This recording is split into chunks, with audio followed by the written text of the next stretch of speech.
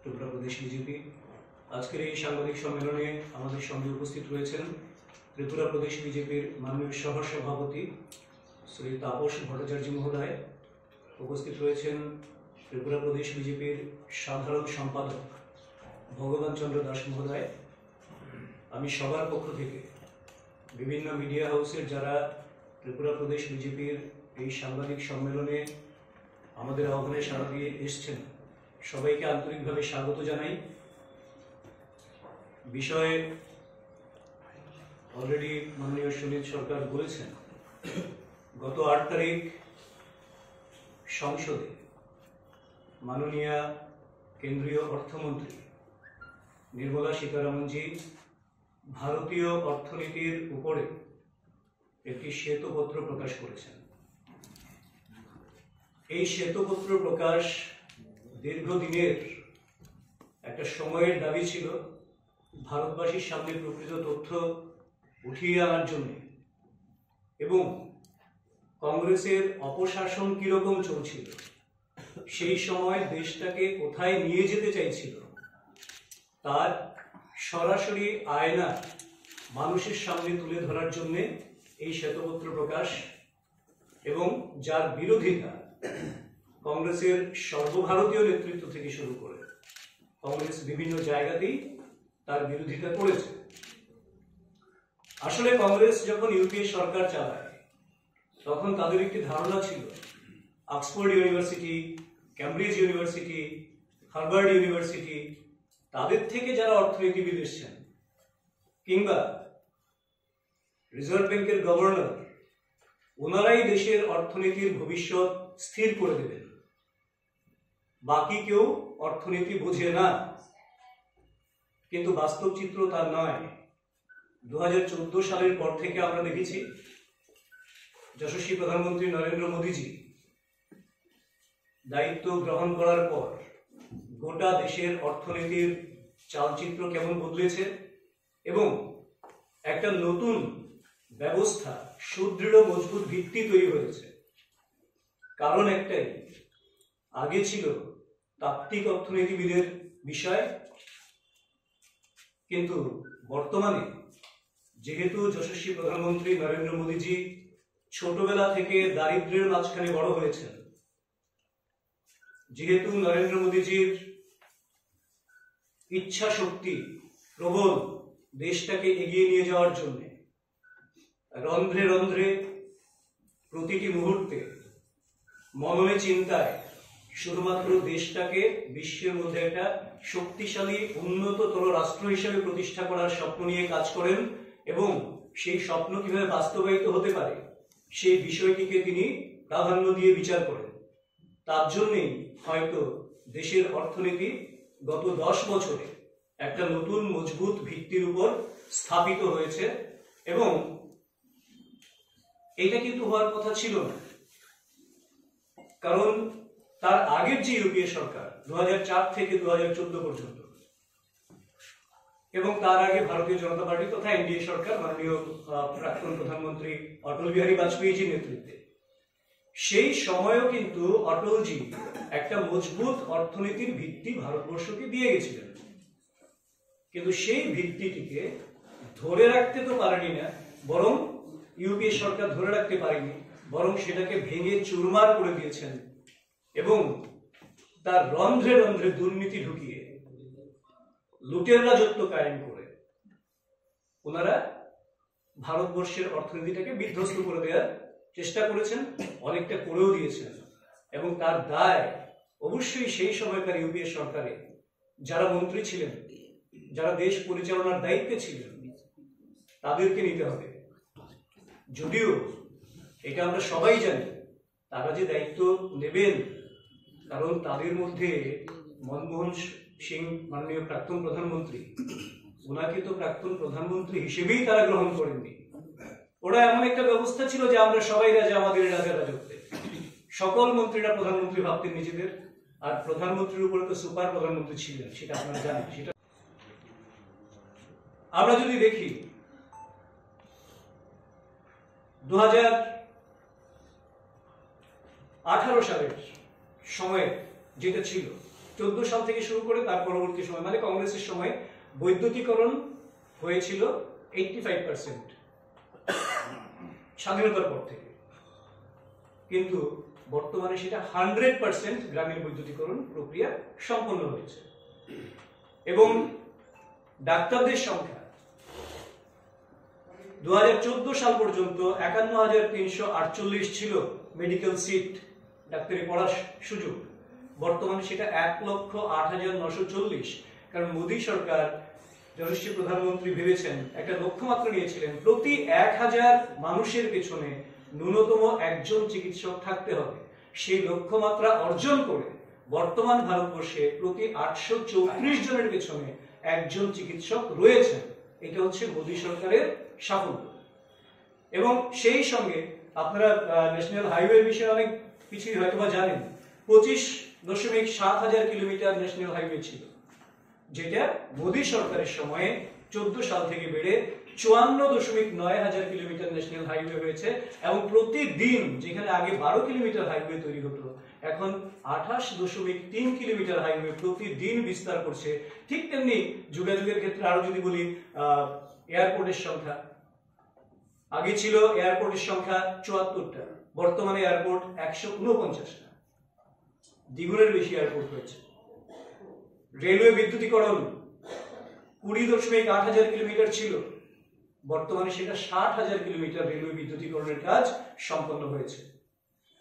কাজেই এই যে গোটা দেশের মধ্যে নরেন্দ্র মোদীজির সরকার 2014 সাল থেকে 24 সাল পর্যন্ত একদিকে গ্রামীণ উন্নয়ন, দরিদ্র কল্যাণ, দারিদ্র মুক্তি এবং পিছিয়ে পড়া সমাজের যে বর্গ রয়েছে তাদেরকে সমাজে উন্নয়নের মূল স্রোতে নিয়ে আসার জন্য একটা সুনির্দিষ্ট, সুচিন্তিত, সুশৃঙ্খল, ব্যবস্থিত অর্থনৈতিক বুনিয়াদ যেটা তৈরি করেছেন। এবং লক্ষ্যটা হচ্ছে 5 ট্রিলিয়ন অর্থনীতিতে পৌঁছে যাওয়া। আমাদের সেই অর্থনীতিতে পৌঁছে যাওয়ার লক্ষ্যে এই প্রত্যেকটা বিষয় সমান সহায়ক হিসেবে কাজ করছে। কাজেই এবং তার বিপরীতে আমরা এই প্রথম একটা সরকার 10 বছর ধরে রয়েছে যার বিরুদ্ধে জনমানুষে কোন রকম আর্থিক কেলেঙ্কারি, আর্থিক অবিশৃঙ্খলতা, এই ধরনের কোন রকম অভিযোগ নেই, কোনো তথ্য নেই, কোনো সত্যতা নেই। কাজেই আমরা এই কথাগুলি এই কারণে আপনাদের সামনে বললাম, গোটা রাজ্যের হয়তো যারা খবর রাখেন তাদের অনেকেই জানেন, কিন্তু সমস্ত মানুষের কাছে এই তথ্যগুলি পৌঁছে যাওয়া উচিত। কারণ নরেন্দ্র মোদীজি কাজ করছেন 2047 সালে ভারতবর্ষ যখন তার স্বাধীনতার 100 বছর উদযাপন করবেন, তখন ভারতবর্ষকে গোটা বিশ্বে শ্রেষ্ঠতম, উন্নত এবং বিশ্বগুরু ইন দ্য সেন্স আর্থিক ডেভেলপমেন্ট, সামাজিক এবং নৈতিক সমস্ত ডেভেলপমেন্টের নিরিখে ভারত যাতে বিশ্বের সূচকে 1 নম্বর জায়গায় যেতে পারে, সেই বিষয়টাকে সুনিশ্চিত করার লক্ষ্যমাত্রা নিয়ে যখন কাজ করছেন, তখন কংগ্রেসের এই যে বাজেট নিয়ে বলুন, মোদী সরকারের বিভিন্ন সমাজ কল্যাণে, গরিব কল্যাণের জন্য গৃহীত পরিকল্পনাগুলিকে নিয়ে রাজনীতির জন্য, রাজনীতি করার জন্য, মানুষকে বিভ্রান্ত করার যে বিষয়গুলি আছে, তো সেইগুলি মানুষের সামনে, আপনাদের সামনে আমরা তুলে ধরলাম মানুষের কাছে পৌঁছে দেওয়ার জন্য, যাতে মানুষ তুল্যমূল্য বিচার করতে পারেন। এবং আমরা নিশ্চিত মানুষ আগামী লোকসভা নির্বাচনে গোটা দেশের মানুষের সঙ্গে ত্রিপুরার মানুষও কংগ্রেসের তথা বিরোধীদের এই সমস্ত বিষয়ের সমুচিত জবাব দেবে এবং এবার রেকর্ড সংখ্যক আসন নিয়ে ভারতীয় জনতা পার্টির সরকার যশস্বী প্রধানমন্ত্রী নরেন্দ্র মোদীজির নেতৃত্বে আবার দিল্লিতে ক্ষমতায় আসীন হতে চলেছে। সেই বিশ্বাস আমাদের রয়েছে, মানুষের উপর আমাদের আস্থা রয়েছে। তার জন্যই মানুষের উদ্দেশ্যে আমাদের এই তথ্যগুলি রাখলাম। এবার আপনাদের পরবর্তী বিভিন্ন কেলেঙ্কারি জেনে শুনুন সুপার প্রধানমন্ত্রীর কারণে, সেই নির্দেশের কারণে মনমোহন সিংজির মতন প্রধানমন্ত্রীকেও, অর্থনীতিবিদকেও সমস্ত কিছু ঢোক গিলতে হয়েছিল, কোনো কিছু প্রকাশ করতে পারেননি। যার ফলে সেই সময় ছিল 2G কেলেঙ্কারি, অগাস্টা ওয়েস্টল্যান্ড কেলেঙ্কারি আমরা দেখেছি, কমনওয়েলথ কেলেঙ্কারি আমরা দেখেছি, স্পেকট্রাম কেলেঙ্কারি আমরা দেখেছি, সারদা চিটফান্ড কেলেঙ্কারি, এই ধরনের 15টা কেলেঙ্কারি, মানে আকাশ থেকে শুরু করে পাতাল পর্যন্ত কয়লা খাদান কেলেঙ্কারি, সমস্ত কেলেঙ্কারিগুলি সেই 2004 থেকে 2014 সালের মধ্যে হয়েছে, যেটা আমরা প্রত্যেকেই মোটামুটি ভাবে অবগত আছি, হয়তো আমরা ভুলে যাই মাঝে মাঝে। কিন্তু ভারতীয় জনতা পার্টির সরকার 2014 সালে প্রতিষ্ঠা হওয়ার পর একটা নীতিগত পরিবর্তন হয়েছে। 2004 থেকে 2014 পর্যন্ত ছিল যে মানুষকে ভালো লাগছে, মানে সুপারফিশিয়াল দেখাতে হবে ভালো একটা কিছু করছি, কিন্তু আসলে মানুষের ভালো হবে না, এইরকম একটা নীতি প্রণয়নের বিষয় ছিল। আর 2014 সালের থেকে সেই নীতিটা পরিবর্তন করেছেন প্রধানমন্ত্রী মোদীজি, যে মানুষের আলটিমেটলি ভালো হবে, সার্বিক কল্যাণ হবে, মানে লোক লোভাবনী কোনো বিষয় নয়, সুদূর প্রসারী ভাবে আর্থিক মজবুতি মানুষ লাভ করবে, সামাজিক সুরক্ষা মানুষ লাভ করবে, সেই ধরনের বিষয়গুলিকে তিনি সামনে নিয়ে এলেন। এবং যার জন্য আমরা দেখি তিনি একমাত্র প্রথম যে এই আপনি ধরুন এলপিজি গ্যাসের কানেকশন বলুন কিংবা প্রধানমন্ত্রী আবাস যোজনা বলুন, এইগুলিও যে জিডিপিতে একটা পজিটিভিটি রাখে, জিডিপি বৃদ্ধিতে এইগুলিও যে একটা বিষয়, সেই বিষয়গুলিকে তিনি সেইভাবে কিন্তু স্থাপিত করতে সমর্থ হয়েছেন। এবং আমরা তার বলতে পারি যে প্রথম দেখেছিলাম আমরা 2G কেলেঙ্কারি, আর এখন আমরা দেখি 4G পেরিয়ে 5G তে গোটা বিশ্বে সবচেয়ে কম পয়সায় 4G সার্ভিস ইন্ডিয়াতে দেওয়া হচ্ছে, গোটা পৃথিবীর মধ্যে সবচেয়ে কম পয়সায় 4G সার্ভিস ইন্ডিয়াতে দেওয়া হচ্ছে। আগে আমরা দেখেছিলাম যে মানুষ এখানে নিবেশ করতে চাইতো না, আমাদের দেশীয় নিবেশকরা বিদেশে চলে যেতেন, কিন্তু এখন দেশীয় নিবেশকরা দেশে নিবেশ করছেন, আর বিদেশি নিবেশক যারা রয়েছেন তারাও ভারতবর্ষে নিবেশ করতে, বিনিয়োগ করতে তারাও রয়েছেন তৎপর।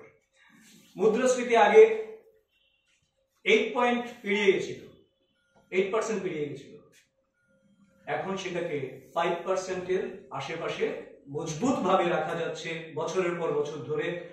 তো সমস্যাযুক্ত আর্থিক যে একটা ব্যবস্থা ছিল সেইটাকে সমস্যা থেকে পেরিয়ে সেইটাকে একটা প্রবৃদ্ধির জায়গায়, একটা সমৃদ্ধির জায়গায় নিয়ে যাওয়া। এফডিআই এর ক্ষেত্রে আমরা দেখি সেম, 2014 থেকে 23-এ এফডিআই যদি দেখি তার আগের 10 বছরের তুলনায় প্রায় দ্বিগুণ পরিমাণে এফডিআই এসছে।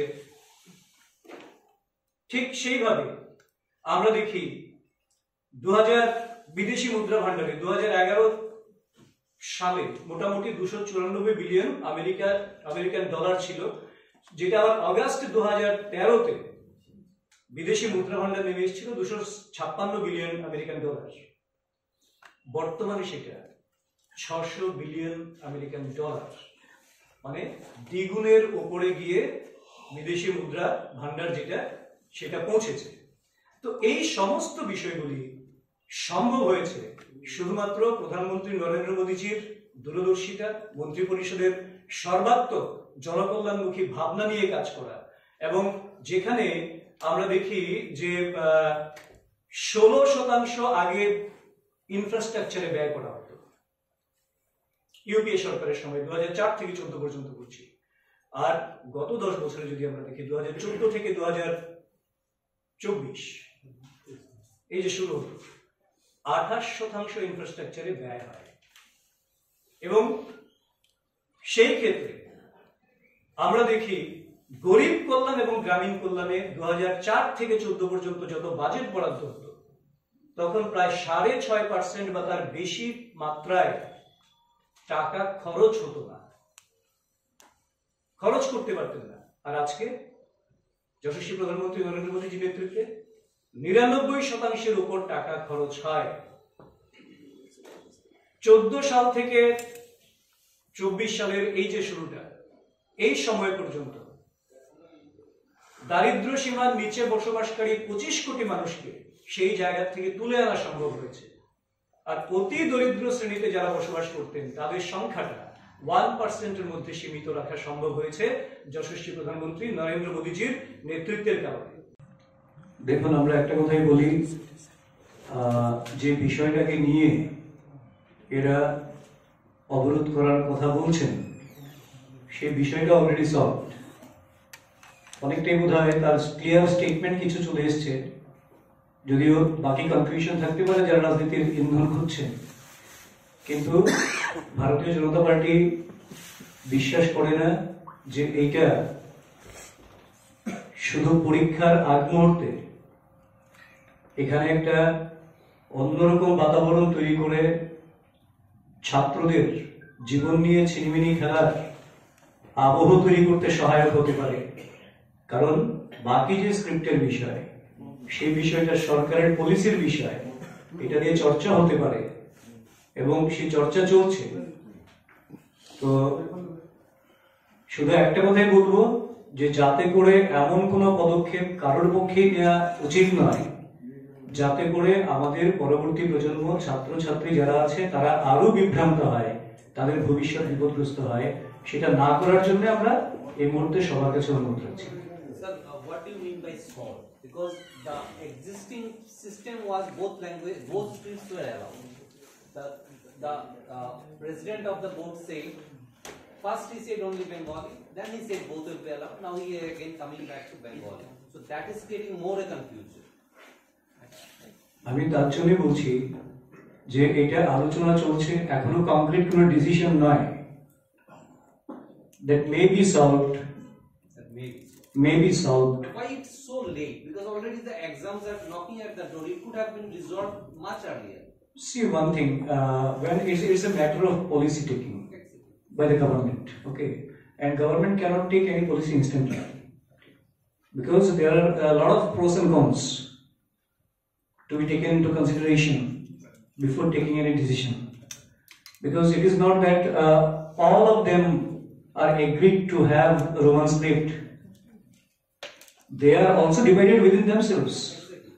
A group want Roman script and another group want Bengali script. So until and unless there is a consensus, so how government can take any policy? No, my question is not about the policy. My question is when there is an existing system in which everything was running peacefully, why to disturb that? My question is that. Exactly, that question should be thrown to those who are creating these problems, because from past decades when Kakborok is introduced, from the very beginning Bengali script was allowed and they are sitting in exam with Bengali script. So all of a sudden what happened to them? I have some doubt how many Kakborok teachers are there who know Roman script. The Roman script is not just simple English. So right there, because in Tripura, right from the nursery, I believe ABCD and along with OI is taught. So there may not be a particular way in which it is written. It was a misspelled. That is a different issue. But I think why to disturb the existing? One thing is there. As you are interpreting Roman script is only in English, so it can be said like English script. Exactly. Not that. I think matter is not like that. They have some own design of Roman script. না আমার প্রশ্ন একটা প্রশ্ন সভাপতি তাহলে প্রথমে বাংলা, তারপরে আবার বাংলা করে আবার বললো যে রোমানো হবে, তারপরে এখন বলতে আবার বাংলা। এই ব্যাপারটা আমি একটা কথাই বলতে পারি এখানে, বিস্তৃত এটা সরকারি বিষয়, যদিও এটাকে নিয়ে ততটা বলা আমাদের পক্ষে সম্ভব না। বোর্ডের বিষয় আছে, সরকারের বিষয় আছে। একটা কথাই বলতে পারি, বাংলায় বরাবর বাংলায় পরীক্ষা হচ্ছে, কম্পিউটার পরীক্ষা বাংলা স্ক্রিপ্টে হচ্ছে। এবার তারপরে রোমান স্ক্রিপ্ট দাবি করছে, সবাই দাবি করছে তা নয়, তাদের মধ্যেও একটা অংশ চাইছে বাংলাটাই থাকুক, একটা অংশ চাইছে রোমান স্ক্রিপ্ট থাকুক। এবার যখন সরকারকে বা বোর্ডকে কোনো সিদ্ধান্ত নিতে হবে, তখন একটা সিদ্ধান্ত যদি হুট করে নিয়ে নেয়, কারণ এটা প্রথম চাইছে নতুন একটা স্ক্রিপ্ট, তার আগ পর্যন্ত কিন্তু বাংলাটাই চলছে। এবার তার জন্য আন্দোলন হয়তো করেছে, কিন্তু আপনি বলতে কোশ্চেন পেপারটার কথা বলছেন। I'm not talking about the question paper. I'm talking about allowing them to write. Allowing them to write, I also just mentioning that part also. এত বছর ধরে কিভাবে চলছিল, সেখানে নতুন কি বিষয় এসছে, সেই বিষয়টা ওনারা দেখবেন, সরকার সেখানে একটা সিদ্ধান্ত নেবেন। ত্রিপুরা বোর্ড একটা স্বায়ত্তশাসিত সংস্থা, স্বশাসিত, তো ওনাদের বেটার ওনারা আনসার করতে পারবেন এটা। আমি শুধু ভারতীয় জনতা পার্টি ত্রিপুরা প্রদেশ থেকে একটা কথাই বলছি, স্ক্রিপ্টের সমস্যা যাই থাকুক, কিন্তু পরীক্ষার আগ মুহূর্তে বা পরীক্ষা চলাকালীন সময় কোন রকম ভাবে রোড ব্লকেট করা, কিংবা রেলওয়ে লাইন ব্লকেজ করা, করে একটা নতুন ভাবে কেওটিক সিচুয়েশন তৈরি করা, যাতে করে পরবর্তী কোনো না কোনো ছাত্র গোষ্ঠী তারা অ্যাংজাইটিতে থাকবে, পরীক্ষা দিতে পারবে না কেউ, এইরকম জায়গা যাতে তৈরি না করে। কারণ রাজনীতি বরাবর করা যাবে, এটা তো রাজনৈতিক গোষ্ঠী থেকে হচ্ছে আন্দোলনটা, জন আন্দোলন নয়, সেটা রাজনীতি করা যাবে, কিন্তু ভবিষ্যৎ প্রজন্মের ভবিষ্যৎটাকে ক্ষতিগ্রস্ত করে রাজনীতি যাতে না করে, সেই অনুরোধটা আমরা ত্রিপুরা প্রদেশ বিজেপি থেকে রাখছি।